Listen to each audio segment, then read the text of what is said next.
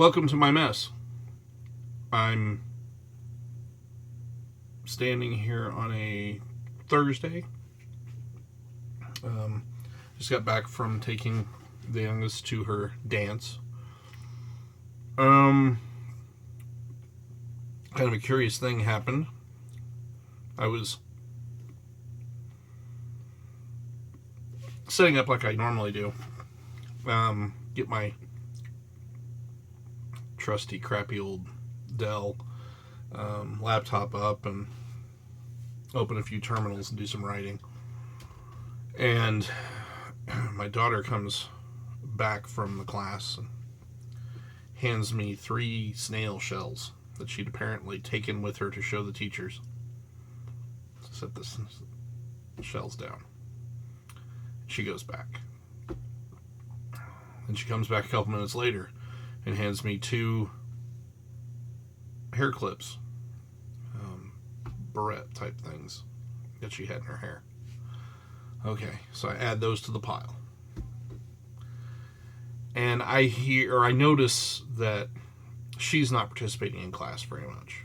I can see through a split in the curtains that she's just kind of standing over to the side and watching the other kids instead of actually participating, which she's has a tendency to do. It's one of those things that we're going to have to, adjust her attitude towards it when she gets to kindergarten, because you can't just sit out of things anymore. You have to participate.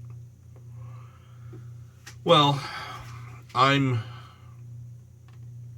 happily writing away, and actually I got kind of sidetracked. I decided I wanted to see. At one point I was a C programmer, but I always did it specifically for Microsoft operating system. So it was using Microsoft Foundation classes and that sort of thing. And then I was just like, I wonder if this little thing has GCC on it. So I went ahead and ran it, and of course didn't run anything in particular. And sure enough, GCC is on there. All right. So I pull up the man page, and I'm just kind of looking through the options to see kind of how this works. I couldn't write 5 lines of working C code at this point, but it's one of those things where I might pick up again at some point and decide that hey, I want to try and see if I can resurrect that knowledge, dust it off, as it were.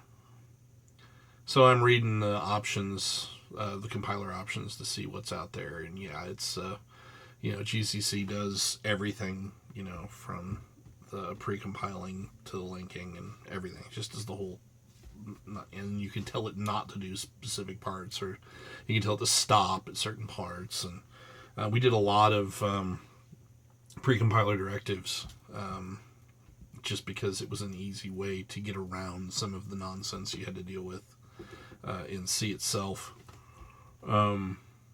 So I was kind of into just reading this man page, and I noticed that while I have been reading, a stowaway has climbed up onto the keyboard and is now crawling across my terminal window on my screen.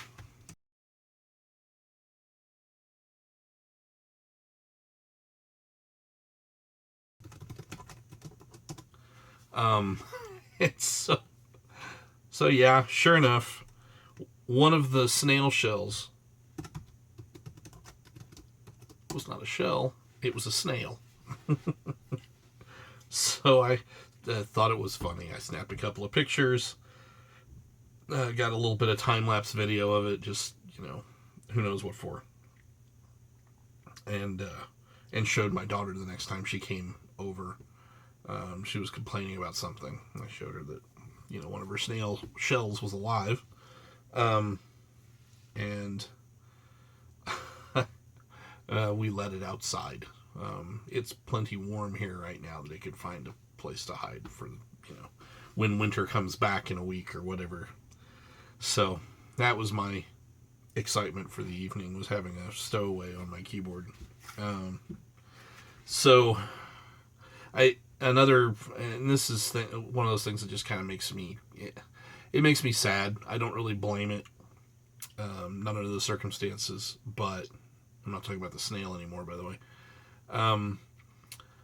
Before the end of the class, which would have only been from the time that I fired up my laptop until the time the class was over, was only going to be about hour and 15 minutes roughly. And what ended up happening was, before I had a full charge, and before that hour and 15 minutes, I had to shut down because I was starting to get a red flashing battery light.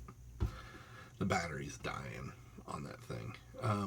I had replaced the battery on it once before. I actually got an original battery and replaced it, and I was getting 4 hours of life. And one of the problems with Ubuntu, Unity at least, and I don't know where the actual problem is, but they're really terrible at guessing how long a battery is going to last. It's never been right. But when I put a new battery in, or newish, it wasn't. I imagine was an original battery, so it was as old as the laptop, but just hadn't been used yet. It was registering that I'd get 8 hours, and that is unrealistic. The laptop just, it requires more power than that. I don't know why, but it does. And so this laptop is now, I'm going to either have to go out and try and find a replacement battery, run it like I do this old chode, and keep it plugged in all the time. Anytime I have it on, at least. Or I'm going to have to go ahead and bite the bullet and move to a new platform. I have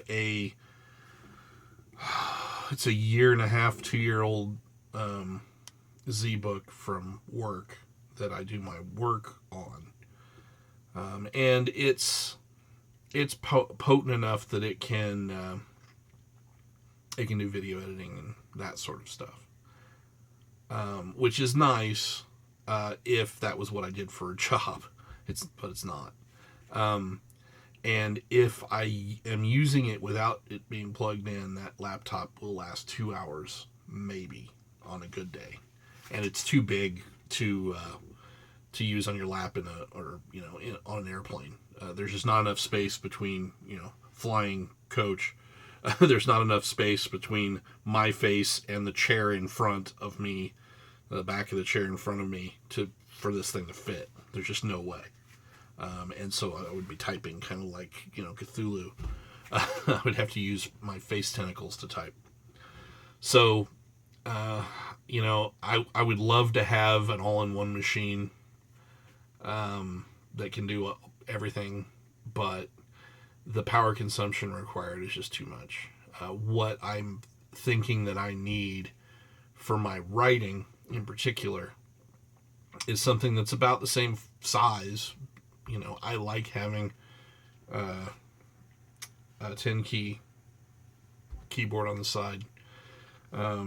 So about, a 14.5, 15 inch, or 15.3, whatever the size, whatever, about that width with a full size keyboard, and that's ideal for me.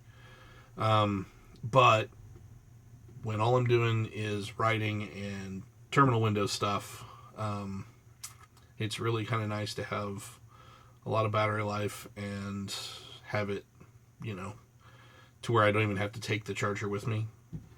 And so I don't know. I'm going to be looking around and seeing what I can come up with. But yeah, that's just the icing on the cake of my week, I think. So anyway, time is running out. I've got some stuff to do, so I will get to it, and I will catch you tomorrow.